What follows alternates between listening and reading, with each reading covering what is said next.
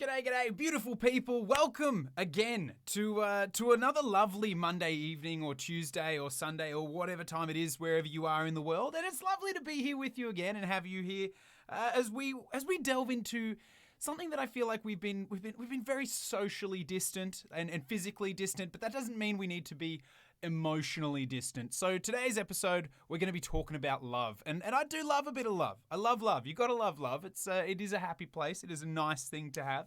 A big lot of love there for Tomb King Tristan in the chat, just throwing out all of the wonderful Easter emojis. Myself, I am drinking just to because it's a raspberry mojito. So here's a little ASMR moment. Oh yeah, raspberry mojito getting in there in the happy place. And I guess because we're coming into... Oh, wow, I did not mix that. That was just pretty much straight Bacardi in that sip. And because we're coming into Easter, obviously you need to have a cream egg on Easter. So I'm going to find the best way to do that, which I think, given that it's, just the start of a stream, and obviously you have to have something to drink on a Monday stream, I'm just going to pop it right in there into the mojito. Cheers. There we go, you beauty. Delicious, delicious cream egg and a drink. That's got to be healthy. But yeah, I thought, what are the big questions that we haven't answered yet in Age of Sigmar? And this one really did jump out at me as something that needs to be addressed, and especially given how much time we're spending away from each other, how much love we're not getting to show each other. We should love love. Let's do one on love. So we're going to be talking about it. We're going to feel that burning sensation in your heart brain as we talk about some of the hotties and the noddies. Awesome movie, by the way, featuring Paris Hilton from back in the 2000s, I do believe. It's not awesome, it's horrible, but give it a watch. You got nothing better to do, you're in isolation. Wolf Priest Carl slowly turning into a werewolf in the chat. Always good to see you. And yeah, so we're just going to be looking at, and I figured I don't want to judge how people love, what gender or what they generally like, but I will say that the majority of the things on the list are roughly humanoid. Now, that doesn't necessarily mean that they are human, but they are humanoid. Because, like if you can be into whatever you like, but that might not necessarily be what we need right now. They're also, it's to be completely honest, it's interesting. It's like looking through it, it's interesting. Now, there were a few criteria because we always need good criteria. And the first was that they had to have a model and be playable in Age of Sigmar currently. So you need to be able to convert, build, buy, or play this model in some way. Now, sometimes that means they're a named character. Sometimes that means that they're just a generic character. And then, obviously had to ask the questions about what would they be like? What would dating this person be like? Like all of the really important questions we had to ask. Kids with, never going to finish the name. Good evening, you beautiful snack. Saying that you're excited for tonight's topic because you've always wanted to roll in the sack with a twirly. Yep, look, it's there. Unfortunately, we're not going to be seeing any of those. But there's definitely a few similar things. There's maybe tentacles, but they also need to have the hero keyword. Everything on this list needed to have a hero keyword, has to be usable, has to be buyable, has to have a hero keyword, and then we're going to be going through a number of different areas. So, like, I was thinking about what would dating them be like? What would chatting to them at the start be like? Would they leave you on red for 3 days just to make you, bait the hook there? Would they actually engage? Would they be witty? And then, if you were to move into a relationship with them, what would it be like? So, for each of the 4 Grand Alliances, because we're going to go through one from each Grand Alliance, because, you might prefer destruction.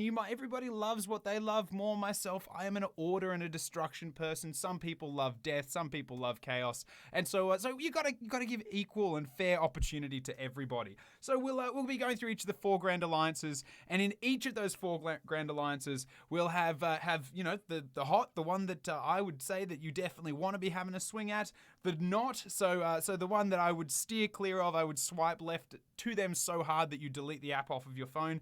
And then the maybe. Now, the maybe is a bit of a wild card. Maybe it's one that you're going to enjoy. There's also a chance that you absolutely won't. So that's what we're going to be looking at. That's how we're going to be breaking it down. And for those in the chat, I throw it to you. If you pick whatever your favorite Grand Alliance is, and just give me who you think the good and the bad are going to be from that one, or who you think you're going to see on the list. Because I'd love to know, like, if you are a destruction player, what do you think's going to be up there? If you're a death player, what do you think's going to be in there? And yeah, I'm keen to see what other people think. Now, I will say, this one I researched heavily.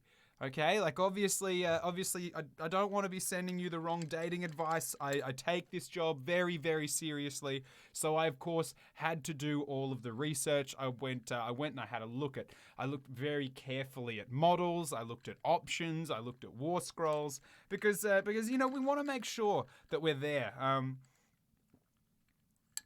Kids with saying that destruction sounds like death by snoo snoo, which look.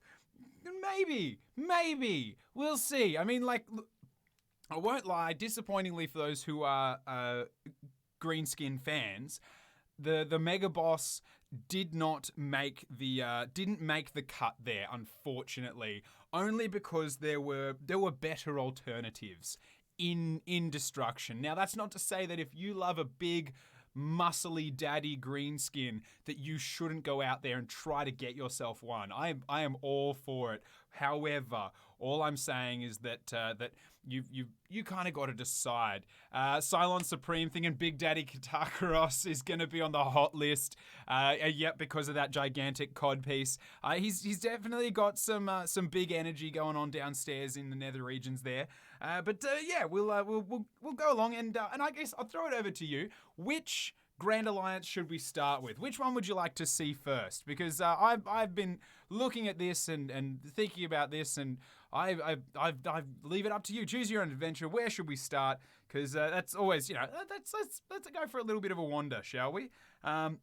We'll say, okay, we're going to start with order because that way we save the best for last. Yeah, good. All right. So we'll start with order. We'll start with the good guys, air quotes, the good guys of the Mortal Realms, and we're gonna start with the bad because that's let's be honest. Let's be real straight about it.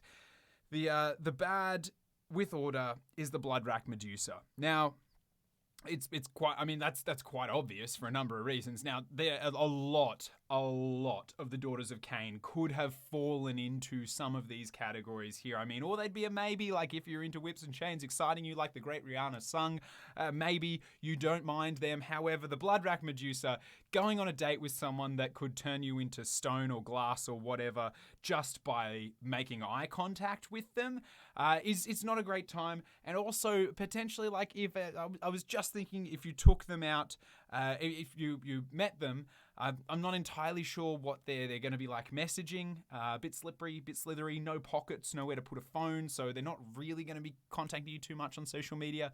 Then if you go out on a date, how do they sit on a chair? Not really having legs or like pretty much anything on the lower half. I feel like it's going to be an awkward date.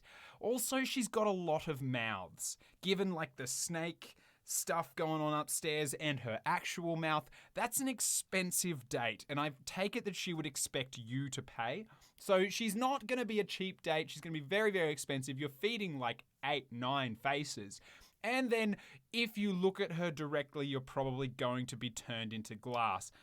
Yeah, kids with very concerned about the potential pointy fangs in the mouth. If you're going in for a kiss or something, maybe a little bit more pleasant, there's the danger there. And I'm just always, being an Australian, venomous things are not, they're not unknown to me. However, I don't know if I was going in for a kiss goodnight, how comfortable I'd be with the sheer amount of venomous death fangs very, very close at hand. So, on the whole, just looking at it, I was like, of all of the heroes in all the order, I couldn't help but think that the Bloodrack Medusa, 9 times out of 10, it's just not going to be a good time. And also, it literally has blood in the name.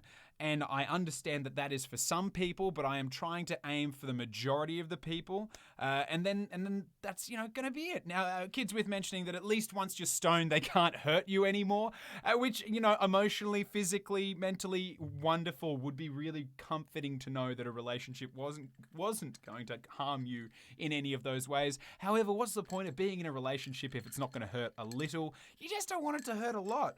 That's how you know you care. But yeah, Blood Rack Medusa, big old left swipe there. Like, no deal, Andrew O'Keefe. Don't go anywhere near her. She's not going to be a good time.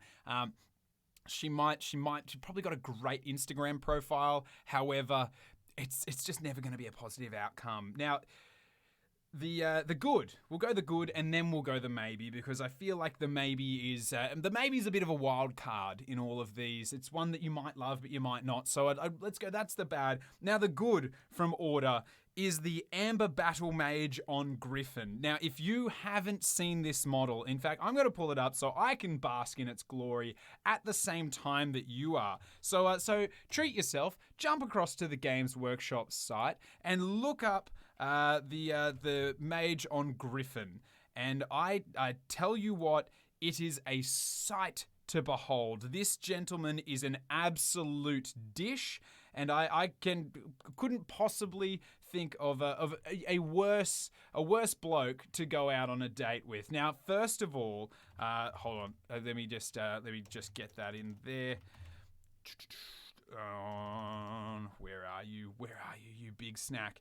Now, first of all, we obviously have to talk about the fact that straight ahead, when you look at him, you get one of the most glorious beards in all of the mortal realms. And now that's power right there. It doesn't even look like he shaves it. He looks like it just formed into the most perfect facial shape just by sheer force of will. Now that's something to be really appreciated. He's got a cunning sense of headwear. For those who have seen that he is wearing an eagle on his head as some kind of like toque, as like a beanie, and also he's ripped. He clearly doesn't skip leg day because he's mounted on the back of that griffin with very, very sturdy thighs. He's got muscles where there shouldn't be muscles. He's got things where there shouldn't be things, and he's just got a wonderfully chiseled set of features. Now, I cannot possibly consider him to be like, aesthetically, on the eyes, he is very pleasing. Very, very pleasing. I mean, I aspire to look like the Amber Battle Mage on Griffin myself. Like, that would be, that'd be quiche. However, style and appearance aside, let's consider his personality.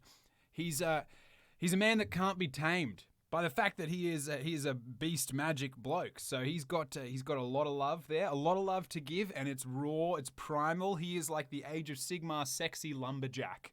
He's obviously he's got a weapon, but it's a claw staff, so he's like functional but also fun. You know, he likes to party, he likes to get down. Definitely would love a beer, because I can't imagine that he is from anywhere that doesn't snack away on a ton of tinnies. Now, he's also, let's put it this way, he's got animals. He's got some lovely animals.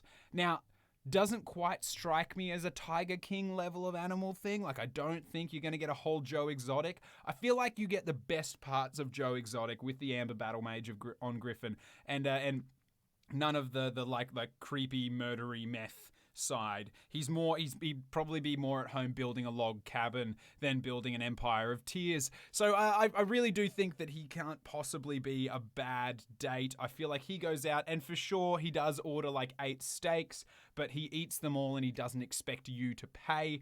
Or he's, I would say that he may be a vegetarian, but not like an aggressively like militant vegetarian. He'd be one that'd be like, oh, actually, like, let me make you something. I'm going to impress you. Like, I feel like he would make you dinner with his own hands. Wolf Priest Carl got the Tiger King shirt as well. Yep, good. good. That is a sexy, sexy shirt. I can't wait to get one myself.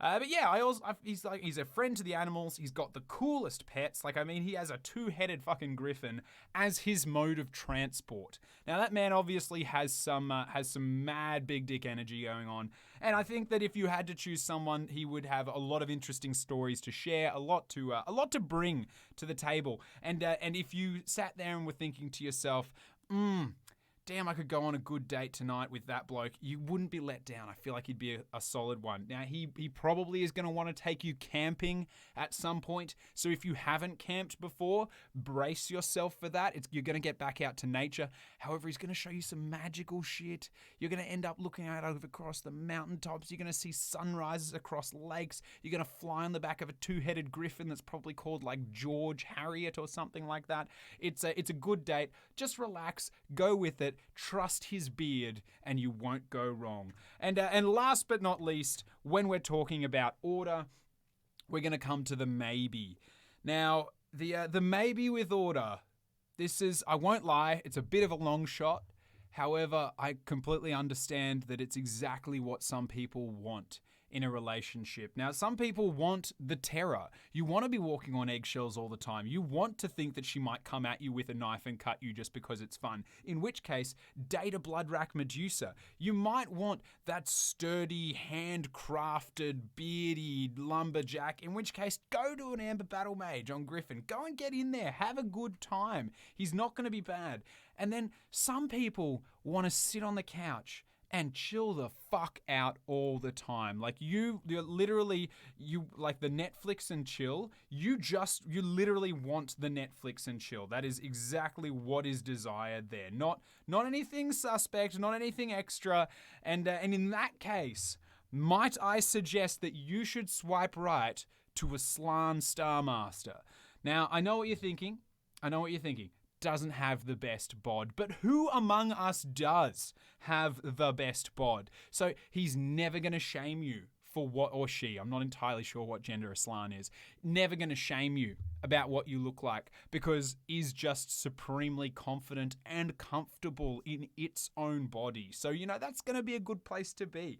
The Aslan is also going to open your mind to new experiences, like very worldly, very knowledgeable, very understanding, but also at the same time as would be very at home exploring the stars, also very at home just chilling the fuck out next to you and having a nap or watching the next season of Fear the Walking Dead. Like, they're just really happy to be with you.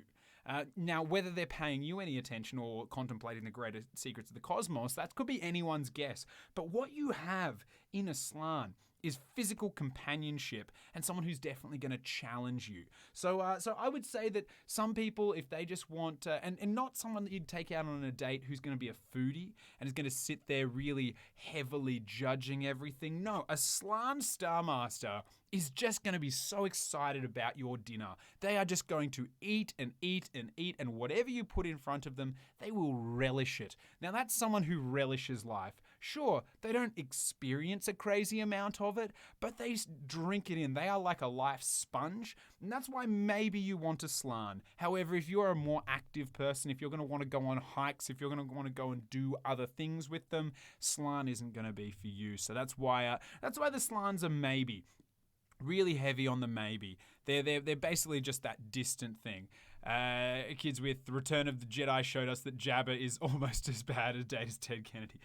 Oh yeah. So I mean, look, I would say that Aslan is a slightly better date than Jabba the Hutt in that they're a little bit more intelligent and a little bit less criminal. I mean, arguably a little bit less criminal, but I do think that I could love a few dates with Aslan. Probably in winter. That'd be the Aslan times. So that's order.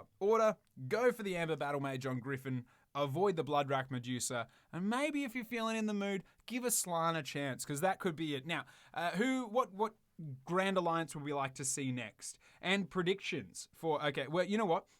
I'm going to choose the next one, and then you guys can choose. We're going to go with, let's go with Chaos. We're going to go with Chaos next. So, predictions. What do we think? Chaos, the hit list, the shit list, and the maybe list. What do we think for Chaos there? Because This one was Chaos was tricky. Chaos was tricky. It was quite competitive, I got to say. Chaos was quite competitive as far as like there were a number that made it onto both the yes and the no list. To be honest, the maybe was pretty much solidly there from the start. I immediately saw it and I was like, "Oh, damn, yeah, that would have gone." It was yeah, no competition for the maybe in my mind. And then the more I looked at it, the more I was certain that it was the right choice. But yeah, what do we think for Chaos? Because Chaos is coming in next. Would have thought maybe the Mistweaver Sire for the maybe. Like, yes, but also, do you want someone that's that emotionally distant? I understand at the start it can be fun trying to get them to open up, but I imagine that given the Mistweaver's whole business is about misdirection and never really being able to be pinned down, they are the Great White Buffalo, but you will never steal that one's heart. So you've got to be careful with a Mistweaver Sire in the same way that you have to be careful with a Tenebrae Shard. One moment they're there, the next moment they disappear and they stab you in the back, or it's suddenly you're discovering pegging in a horrifyingly new and unexpected way. But let's roll into Chaos. Let's start with the no-go big zero. For the love of gosh and golly and all things holy, do not go on a date with this one. And the problem with this one is I can see how you'd be suckered in by personality. That's the toughie on this one. And that's why I'd like to raise awareness of it, of the fact that you shouldn't be going on dates with this particular denizen of the mortal realms, because he's intelligent. He is smart enough that he could convince you to take a shot on him when he really doesn't deserve that shot to be taken. He's witty, he's fun and jovial, and he can very easily twist your heartstrings around because he has the gift of the gab. Arguably has the gift of the gab, which he gets from his grandfather. So it's I can see a danger in a lot of people's hearts. Now, I understand what you might see in a doctor. They're educated, they're knowledgeable, they're a pharmacist, so they have access to drugs of every variety. Now, the problem with that is that Festus is not the doctor to date, okay? I realize that, but our big old bad no, stay the heck away for Chaos is Festus the Lich Lord. He's just trouble with a capital T, and I know that some of you might want bad boys. I realize that, or like bad boys or bad girls or whatnot, but there's a difference between someone who's a bad boy and then someone who probably goes out to dinner with you and then brought their own food or brought their own, like goes to a bar, and when you order a drink, they're like, no, I brought my own. And it's just that really awkward thing where you're like, this isn't about you showing off how good your homebrew is. I'm here to drink whatever beer there is and talk to you, and then only wants to talk to you about Pilsners, just like Teddy. So it would be a really toughie with Festus. Now, not only does he maybe not have the best body hygiene, I mean, who among us does have the best body hygiene? No, me. I wash and shower like 3 times a day. I'm terrified of smelling bad. But which is why tournaments are a nightmare. Like I at LVO, I ran back to my room midday just to give myself a little, because I'm a wetter one. I'm a sweater one. So I got to clean it up. It's Wolf Priest Carl is saying it's the bar is where the trouble starts, which you do have to be careful of. That's sometimes where things go. Grim Slacker and Kids with saying that Valkyria is a maybe, possibly because it could be fun, but also could just chop your head off like it's a trimming the trees. Kids with suggesting that it would be safer to have a drink with Mr. Cosby rather than Festus, which I would completely agree with. He's not the bestest, Mr. Festus. Now, he is okay. Like, he's got that lovely, like, big-hearted feel about him. Like, just to look at him, you're like, oh, he's not the worst thing in the world. But then you go on a date with him and he really would be. Like, he'd be carrying his own food. He'd be always suggesting that people got things wrong. You know, like he'd never just be able to accept that he'd gone out to a restaurant and just sit there and enjoy the restaurant. He would have to critique everything. He wouldn't be able just to shut the fuck up. However, like, his friendly nature could sucker you in, which is why I'm suggesting that he is the bad one that needs to be avoided. And that's kind of where it is. So avoid Festus the Lich Lord. He is a big old zero. He's not the date. Now, it does mean that he's probably going to be forever alone, but he's married to his work. And that for me is that's the biggest zero on there, is that he's not going to make time for you. Or if he is with you, he's going to be thinking about work. And that's not what we want. That's not where love comes from. Now, our good and our big hit and our A+ity plus for chaos is shared. Now, it's shared because both of these models are actually very similar. They're very similar in nature, but and they are opposite genders. There's a male and a female here. However, that's not really it. It's that when I looked at them, they both did very similar things, but with a very different emotional stance. And that's where I thought, like, some people are going to really gravitate to one or the other, not necessarily the gender. Let's let that all be fluid. Let's not stress about what's going on downstairs, and let's stress about their emotions and their feelings and how they're going to make us feel, because that's where it kind of lies. It's the Dark Oath War Queen and the Dark Oath Chieftain. Now, if you look at those models, they not only are very I'd say rustic high fashion. They're cutting edge when it comes to their haircuts. They're going with a good bit of style. Their headwear, their general outfits. They look like they don't look like they're pretending. They don't look like they're dressing up to impress anyone. They look like they dress for themselves. And that is a sign of some self-confidence that most of us will never really truly possess. So I definitely say that the two of them, just on that, they're okay. But the reason that I'm saying it's a tie between the two, it's not because we got a boy and a girl in the Dark Oath banner and it's an easy selection. It's because if you look at the models, what we see from the Dark Oath Chieftain is the kind of date who is probably challenging and clever, but willing to sit there and be a part of it. You know, like the Dark Oath Chieftain is standing there quite motionless and quite comfortable, waiting for something to happen and then to be a part of it. He's not necessarily going to instigate, but he would if it was necessary. Now, the flip side to that is the War Queen. She is an absolute badass force of nature, and she doesn't wait for instigation to happen. She takes the bull by the horns and takes control. Now, some people are those driven people, and in a date, they like to be the one asking the questions, and the challenge is to see whether the person they're with has the answers to them. And then the flip side, some people, they like to see that initiative from their partner, and then they like to be the one who is like countering and answering all of the things that are coming out. Now, the War Queen, she's going to be asking you the questions. She's in the driving seat, and the challenge is going to be whether you can keep up. Now, the Chieftain, the question is going to be whether the challenge you pose to him is enough to keep his interest. And I understand that everyone's different, but those two they have the same vibe, the same energy, but they bring a different style of date to it. Now, I feel like they'd both eat just about anything. I imagine that when it comes down to it, they're going to prefer like a pub over fine dining, but I could be wrong. I just don't feel like the Dark Oath are all about getting all buttoned up. Not to say that they couldn't pull it off. I just don't think it's their particular style. And sometimes a good date at a pub over a round of pool is a wonderful place to be. So I do feel that they'd be smashing steaks or entire fish. Kids with pointing out that probably a barbecue place would be it. Like I can see like a Korean barbecue where you cook it yourself, or a Brazilian where they just keep slicing the meat and dishing it up onto your plate. That's going to be the kind of date you're going to go on with them. You're going to eat, the food's going to be great, but it's going to be about the company. And I've got to say that I think that that's going to be the place for the two of them. I slipped on the chat there for a second, so let me just check where we're going. Wolf Priest Carl being like, yep, good, okay. Okay, depends what's on the table, nice. Kids with saying, I reckon it'd be like dating a Dothraki. Grimslacker appreciating the call. Okay, good. Glad to hear that. Glad to hear it got a bit of a tick and an A+ there.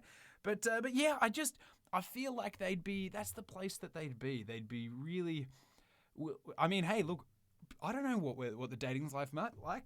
Maybe the War Queen and the Chieftain, maybe they're swingers. Maybe you could get involved in there with the both of them and have an amazing little menage a trois. Like that'd be a good place, right? You've got. I don't know who takes what role in that relationship, but I guess if you guys were open, or if you were into a whole tripod thing going up, the three of you could have a wonderful, wonderful time together. And I think that they would really open your eyes in many more ways than one.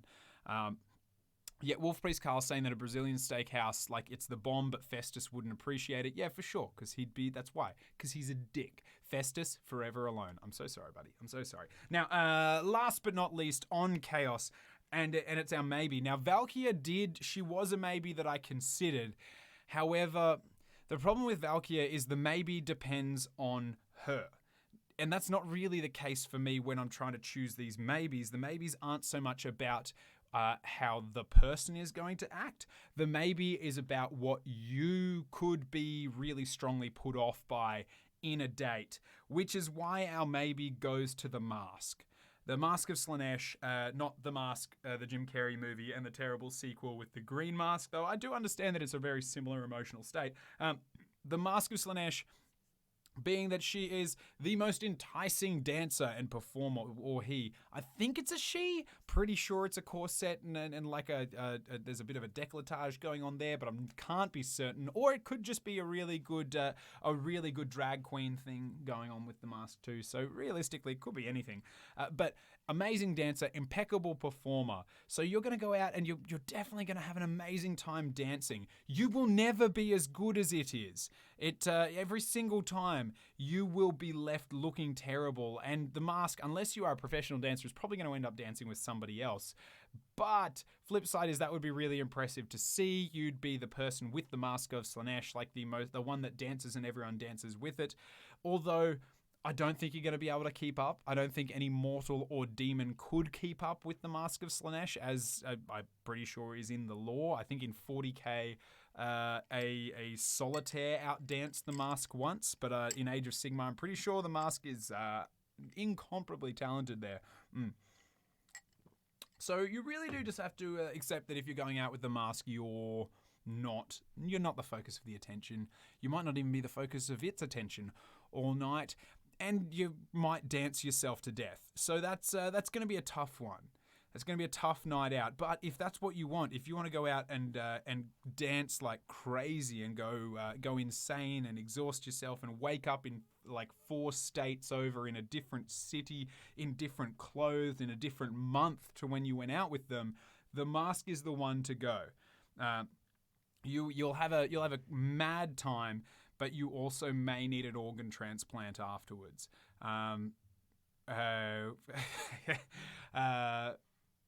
Yeah, no, okay. Finding out last minute that the role would be last minute. Kids with sounds like a night out with you and tequila. Okay, good to hear. But at the end of the day, if you're going out on that date, it's not about you, and that's why the Mask. It was a maybe, because you need to accept that you are dating a narcissist if you're dating the Mask, and everything you do will be designed around satisfying that narcissistic need from the Mask. Now, if you're happy to feed that need, I think it'll be a great time out, but that's why it's a maybe. So I'm going to put the Mask up there. Wonderful, and an icon of excess, which is, I'm all about excess. I mean, I've got a backup bottle of wine here for when my mojito runs out. So it's not going to be a terrible time, but long term, the Mask is the woo girl party sister / bro that never grows up and never will grow up. So as you age, even if you get married 20 years down the track, your heart gives out while the Mask is still dancing. So just strap yourself in and appreciate that you're going to be a part of this for a short time, like a good time, not a long time, because the Mask will kill you. The Mask will kill you, not intentionally, purely by wearing your frail mortal body out. And that's why the Mask is our maybe. That's kids with saying waking up 4 states away, not knowing what happened. That's like a night out with tequila, which is, it's appropriate. You got to be careful with the drinking there. You got to tone it back sometimes. Otherwise, you find yourself, these days traveling, like drinking and then traveling, is probably even worse and more dangerous. So you gotta treat it with care. Treat it with kindness. Take care of your body. Next of all, let's just slide on down to death. I feel like we're in a death place now, because I don't want to end on death. It seems so negative, so I don't know, intense to finish on. So we won't finish on death. We'll finish on destruction, but now we'll go death. Now, Katakaros was thrown out there in the chat. Sorry, Wolf Priest Carl asking the question is strapped on. Yeah, no, asking if something's going to be attached to someone the whole time. It's not like attached to. It's not clothing anymore. It is an increased appendage, and that's confronting. That can be very confronting mid-date in a crowded restaurant.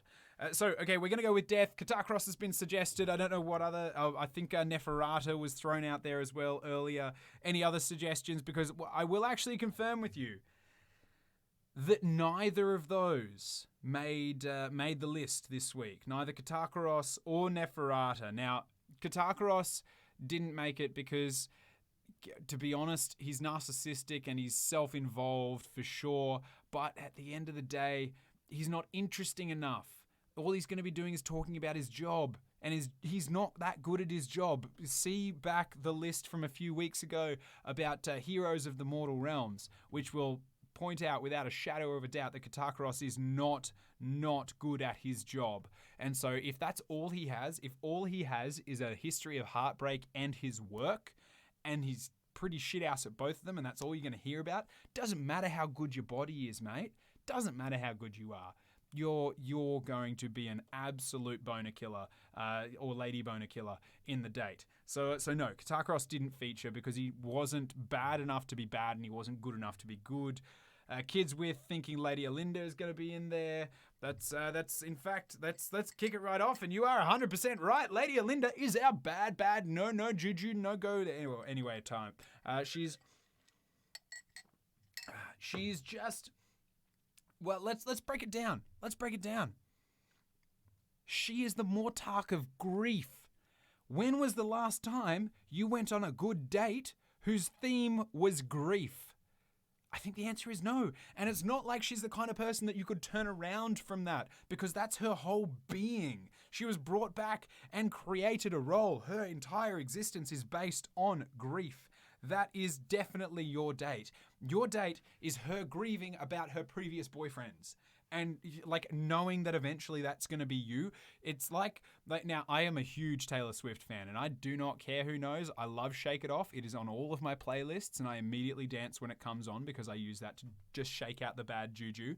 Love myself some Tay Swizzle. However, she does write a song about every ex-boyfriend, and I feel like every date with Lady Alinda, you know that effectively at some point you are a, air quotes, song or a story that she's going to tell while crying. So basically, you just have to be really, really, you've got to be really careful. And I think that there is not going to be an end. Like now, Lady Alinda might, I think in messages, what you're going to get is possibly a hurt but open person, just got out of a long-term relationship, looking for some fun, not sure, let's catch up and see where this goes.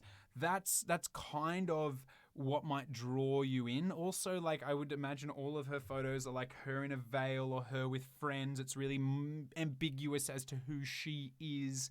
And so it's hard to know who you would be meeting when you met Lady Alinda.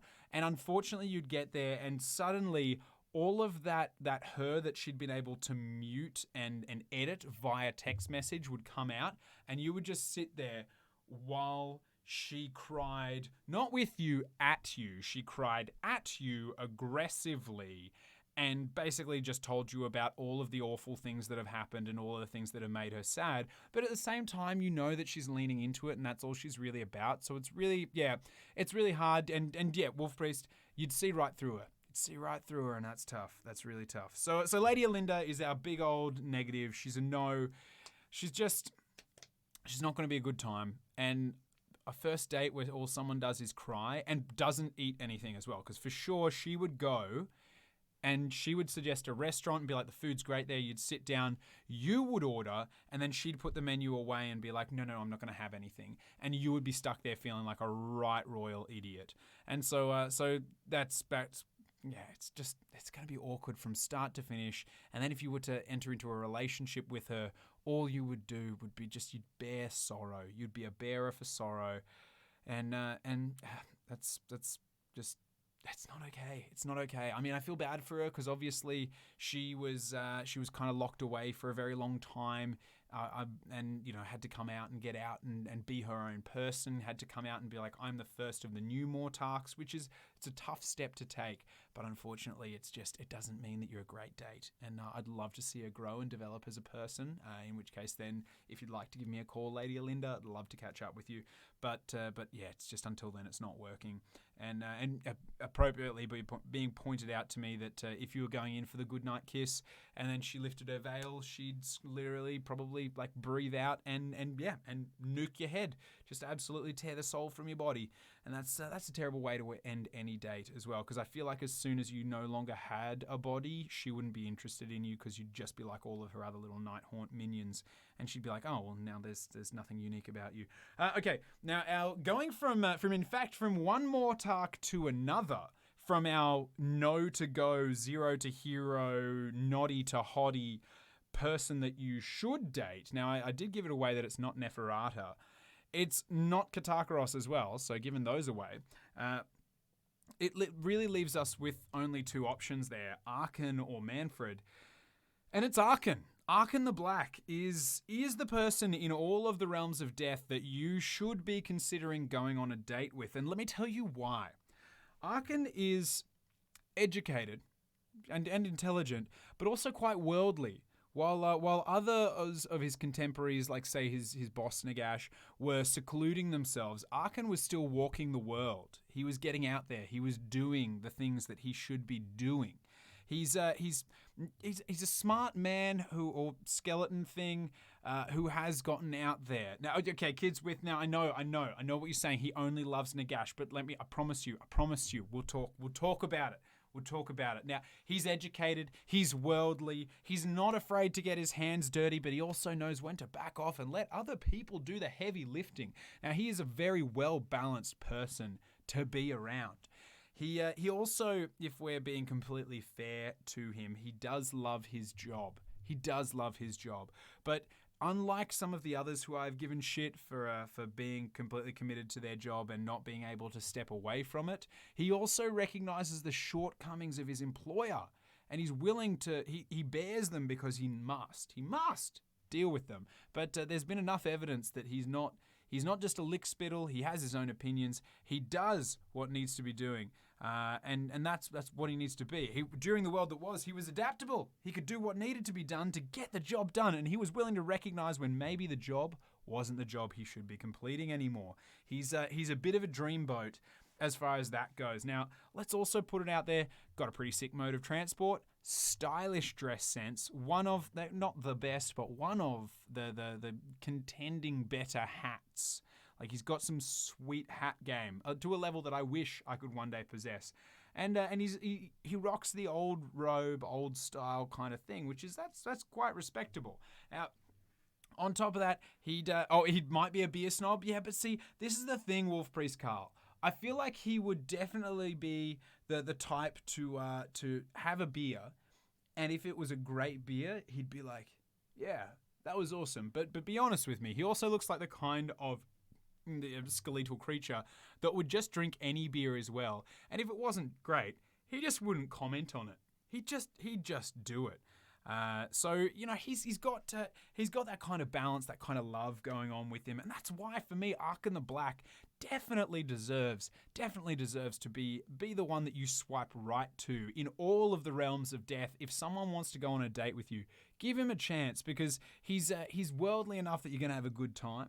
But he's also smart enough that you're going to be challenged. And let's be completely honest, he's had a lot of time to kind of learn and do all of his stuff. Now he's not married. He is married to his job, but he's not completely bound to it in such a way that you couldn't have a conversation about something else.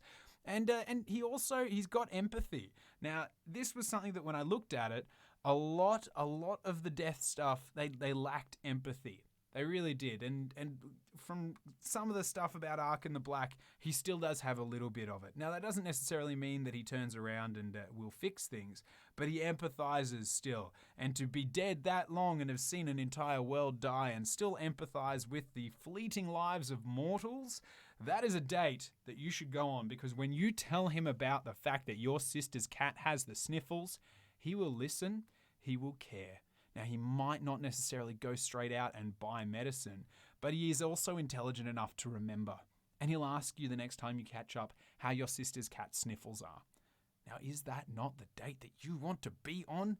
Also, I feel like he'd be, given that he rocks out with a staff all the time, mad shot at mini golf. And so that would probably be like a little bit of putt-putt would be a rad date, I think. Like beers and putt-putt, let's do that. That'd be the way to do it. A bit like the Holy Moly back in Australia. I haven't found a comparison here. If you've never been, Google the Holy Moly in Brisbane and Sydney. It is an awesome night after the Coco Vovo's over and you're not a plague-spewing like fountain of filth. Go on that one. That's a great date to go on. Too married to the job for your liking, fair enough. Wouldn't bring it. Yeah, okay, he and Teclis might have hat envy, so you've got to be able to... And... okay, yep. Being pointed out that you wouldn't actually be able to tell if he fell asleep, which is, comfortable and uncomfortable. Like, you'd never know if he's looking at you, but at the same time, you'd always feel like he was paying attention. So it's tough, but that's where we go there. Now, the maybe date. And the maybe date, it's a hefty maybe. It's quite a hefty maybe. Oh, and that is the end of the mojito. So the reason that it's a hefty maybe is because you're going to have to look past a lot. And I don't think you're going to go back for a second date, but you are going to have a remarkable first date. And if you can stick it out, it would be like catching lightning in a bottle, and that will be your relationship.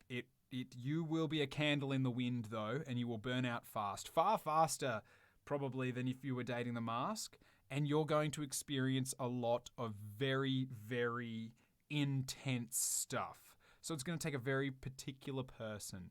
Probably someone who is into, I'm going to say, not hugely into hygiene, but loves like neo-Gothic art.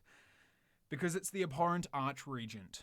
Now, I know what you're thinking. He's batshit crazy. Now, I put it to everyone out there. Does not every single human being on this planet have a my crazy ex story? This would be you going into the relationship knowing that they're crazy. Because I feel like the conversation while you are on any kind of social media, or if you just met them somewhere, is them telling you that they're a lord or a duke or an archregent, a king among kings, ruler of everything they see, and lives in a gigantic mansion, and come, you can stay in the guest house. And then the guest house is just made of bones and a large bat that covers its wings over the top. It's the date that you go on just to see what happens, but it's definitely, look, it's a weird time. It's a weird time, but if you can put away the fact that it's not really human and it's covered in gore and sinew, and while you're sitting there and you order obviously the archregent picks the restaurant. Don't even pretend that you get to choose. And they call them over and they're like, actually, no, for sure they host you at their place. For sure, the archregent hosts you at their place, and you go and there's just a gigantic dining room with one small table and the two of you sitting at it, and they're like, "Au garçon," except that's what they think they're saying. They're actually like, and then a ghoul runs up and is like, and then they just scream at them in gibberish and spittle, and then they come back and bring you, and the whole thing, there's cloches and there's what looks like wine poured into chalices, but you're actually drinking out of rat skulls and stuff. You have the most decadent feeling experience without any of it. And the reason, though, that it's a maybe is that I feel like if you can get past date one, you probably get caught up in the madness stuff of the archregent and you start to see yourself as a lady. So you would be going into the date knowing that. You'd be going into the date knowing that you are dating a crazy person and that you 100% come out the other side as a crazy person. But as Shallow Hal, the 2000s, I believe, taught us, with the wonderful question, if you were dating Wonder Woman and everybody else told you she wasn't Wonder Woman, but she was Wonder Woman to you, would you care? No, you'd be stoked because you're dating Wonder Woman. So if you are dating a king and you see yourself as a queen or a lady, and you know, like, everyone's telling you that, like, no, you're not, he's insane, you're actually covered in blood and wearing the skin of a bunch of sheep, you understand that potentially that might not be the case, but what the hell do you care? You are a lord, king, queen, lady, whatever. You are dating an abhorrent archregent. Now, you definitely do just need to get over the hurdle of consuming raw flesh and bone and marrow and all of that jazz, but once you get over that and effectively give up your humanity, you get to live a life of luxury. So it's a toughie. It is a toughie. And that's where, for me, I don't think I could do it, but I definitely know that for some people, the dream is worth more than the reality. And so for them, I salute you. Date the heck out of an abhorrent archregent. Have a wonderful night. And you know, you also probably get like your own pet dragon. So that's kind of rad. Kids with saying that's like watching Requiem for a Dream and thinking heroin would be great once or twice. It's actually, I remember watching Train Spotting and Fear and Loathing in Las Vegas. Both of those movies do this wonderful job of, like, the first half of the movie, you're like, oh damn, maybe I should try that. And then the second half of the movie, you're like, I am never doing anything ever again that is not health. So it's a, you know, they kind of nail that between it. Pretty horrified by that one, and would have to make sure not to drink more than them. Yep, good. Good. Okay, so we went to a pretty weird place there with that one, but that was death, and I felt like we shouldn't end on death.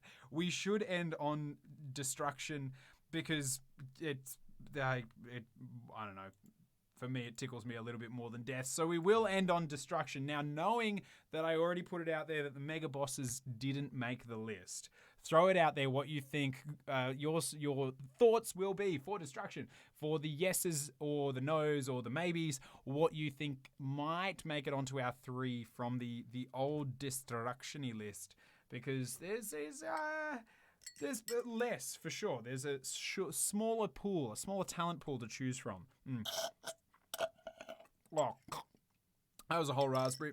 I just drank a whole raspberry. Oh yeah, there's still the cream egg left in the bottom of this cocktail. So let's get involved with that one.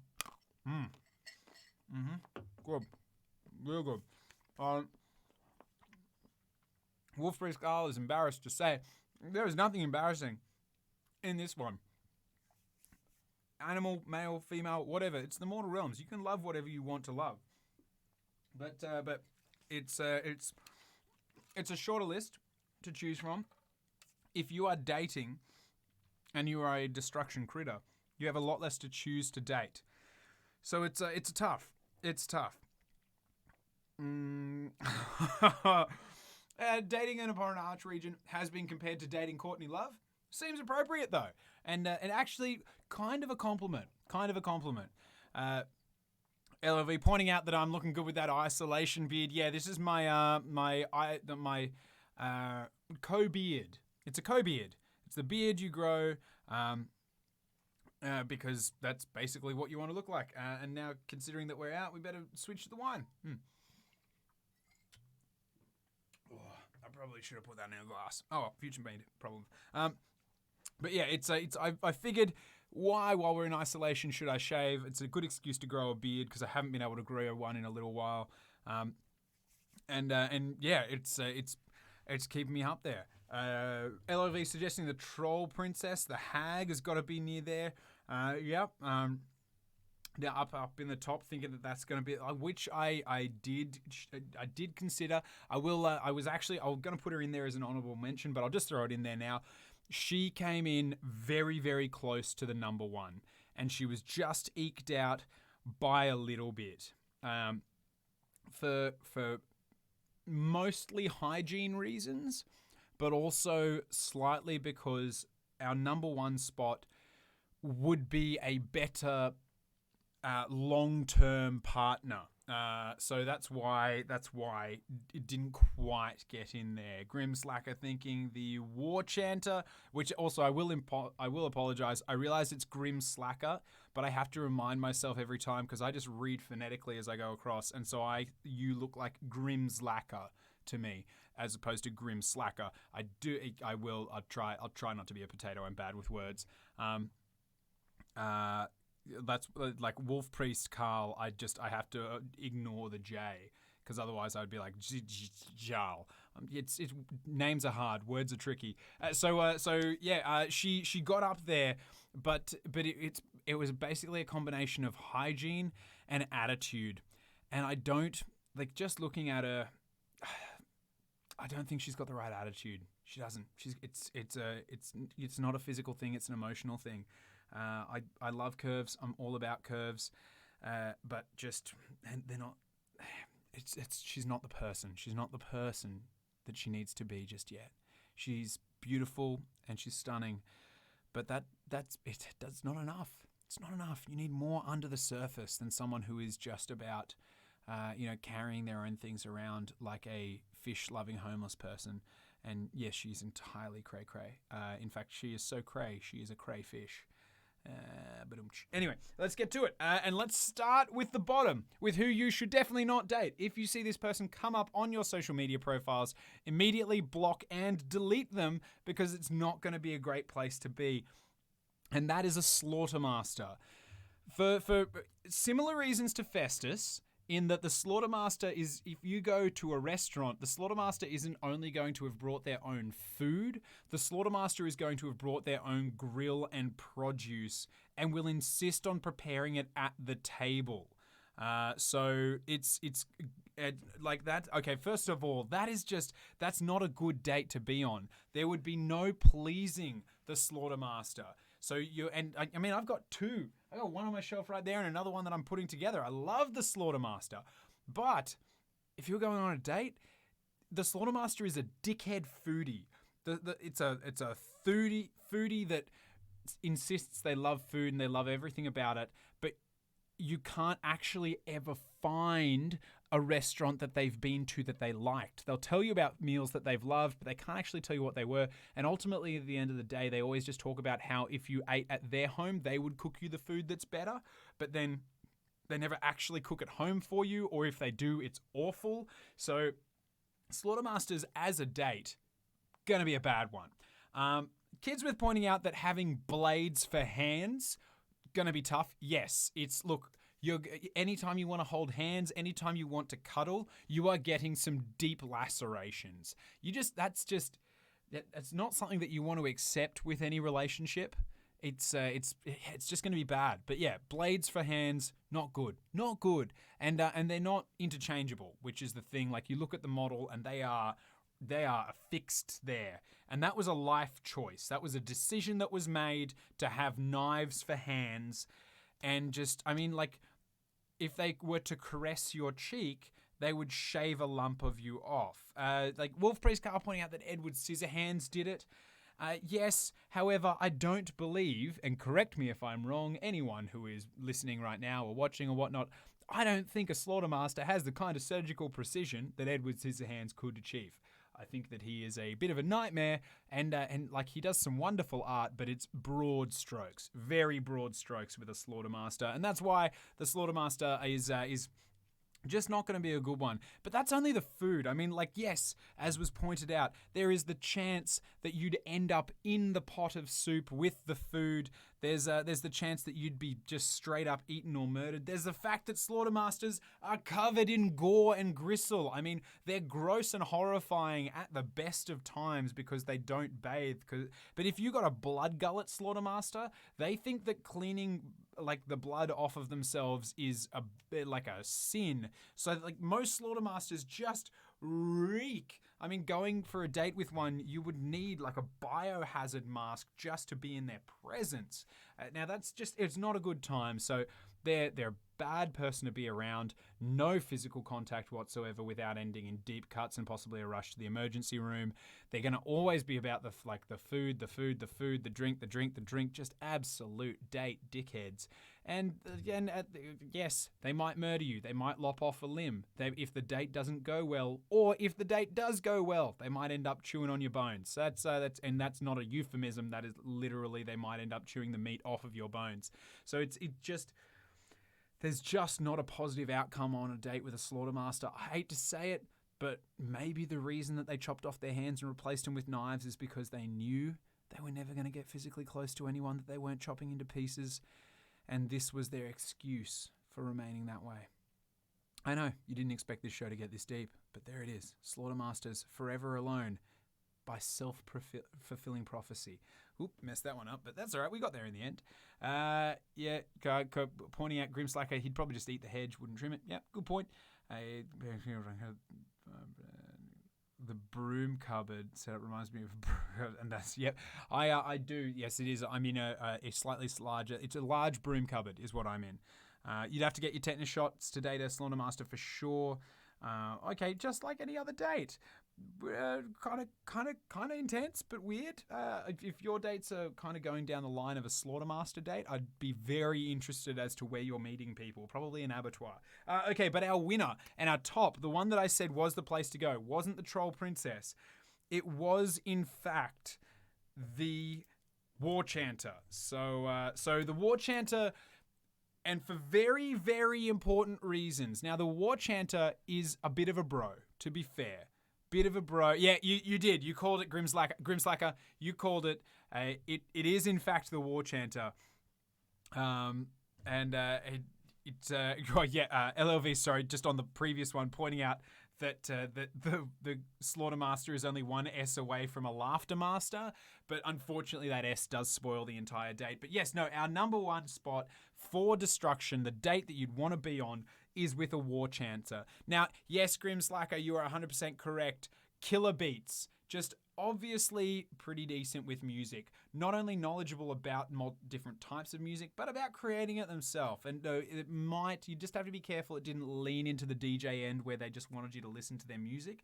However, the biggest thing about the War Chanter, and this is just, I think it's incomparable, a zest for life. Like if you're dating a War Chanter, they are so excited about everything that they can be doing in life. They want to be out there. They want to be seeing, experiencing. They encourage you to be better and to go and do all this stuff. But who among us does not want a goddamn cheerleader in their corner 24/7? And that's what the War Chanter is. The War Chanter sees you, sees what you're doing, and unrelentingly supports you. They lift you up. The War Chanter is quite literally the wind beneath your wings that is just gonna keep on pushing you up and up and up until you are just flying high on that praise and that support. That's now I know what you're thinking. Wouldn't that be intimidating? However, realize that it's not intimidating because it comes from a place of total love and belief.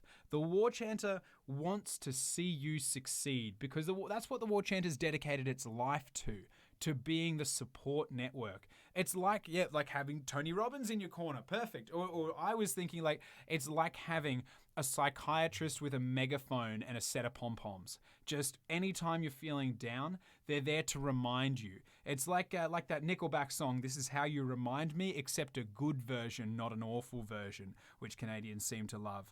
Grimslacker pointing out that he wants you to double damage your ass, which is, he's not about doing things by small amounts. If you have, if you're listless or if you're struggling or even if you have goals in life, the War Chant is going to make you write them down, and regardless of how disenfranchised you might be, they're going to drag you across it. And it's going to make it happen. War Chanters bears from Happy Mondays. Yeah. There's the War Chanter is every one of those positive, just encouraging role models that keeps people moving. That's the War Chanter.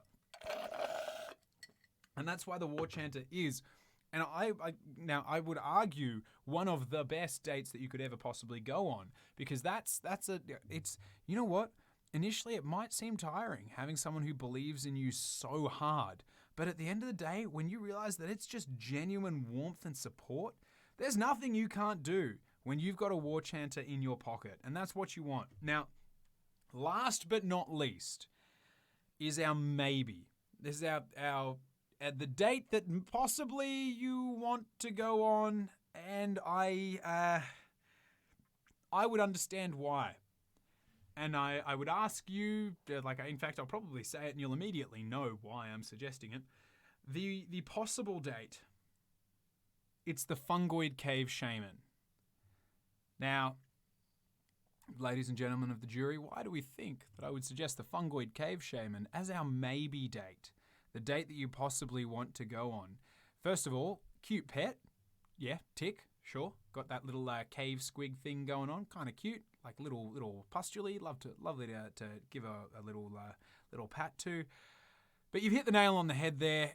It would be for the psychedelics, for the out of this world trip. Now, I can't be sure. Where with the mask, I believe you would go out and have a crazy night and end up 5 states away. I don't think the Fungoid Cave Shaman, I think you go on a date and you never really leave the couch.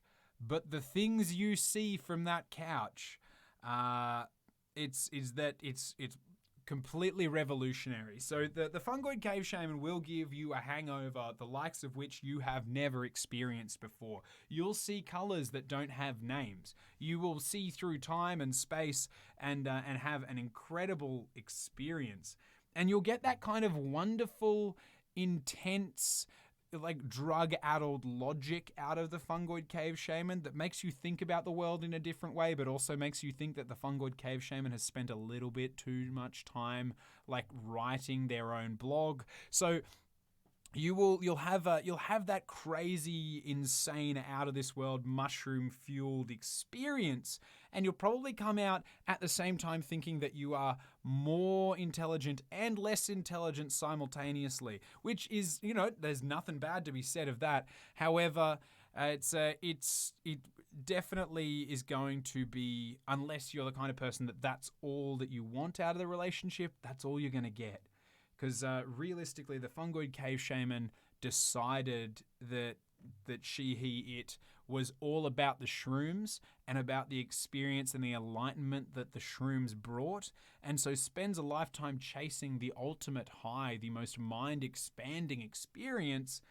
However, that's pretty much it. So you are going to, and also, let's be honest, the Fungoid Cave Shaman, like a lot of people who kind of fit into that stereotype umbrella, which I admit is a stereotype, loves to hear the sound of his own voice, which means there's going to be a lot of talking where all you get is just over and over and over the explanation of how small your mind is compared to it. It's the deadhead of the mortal realms. Yep. And could make you sick. Very good point. So that's where, for us, just to round it out there on the intense pharmaceuticals, is it's the Fungoid Cave Shaman could be it. Now, let me know what you think, whether in email, Twitter, Instagram, whatever. Send me a message. Let me know what you think. I love to kind of like get chatting to people about their own opinions, and might do a user selected one down the track if there's enough people have different ones going on. I got another one in the pipes at the moment for one of my other shows, which that we did about a month ago, that I will be doing a commenters edition, because there were so many messages sent my way that it seemed necessary. But yeah, that's it from today. If you're feeling a little bit long distance, a little bit too far away from people, well, then some of these might be the people to have a chat to. They should treat you right. And to be completely honest, out of our 4 best, being the Amber Battle Mage on Griffin, the Dark Oath Chieftain / War Queen, Arkan the Black, or the War Chanter, if I had to choose someone to go on a date with, to be completely honest, I think it'd be the War Chanter. I got to say the War Chanter probably was to me, because I'd love to have a cheerleader in my corner. I'd love that unending support and belief in myself. And I asked myself the question, what couldn't we all achieve if someone believed in us endlessly? And I do love you all. I love you all endlessly. You're beautiful. And I will see you all next week. Cheers. See you later, beautiful people.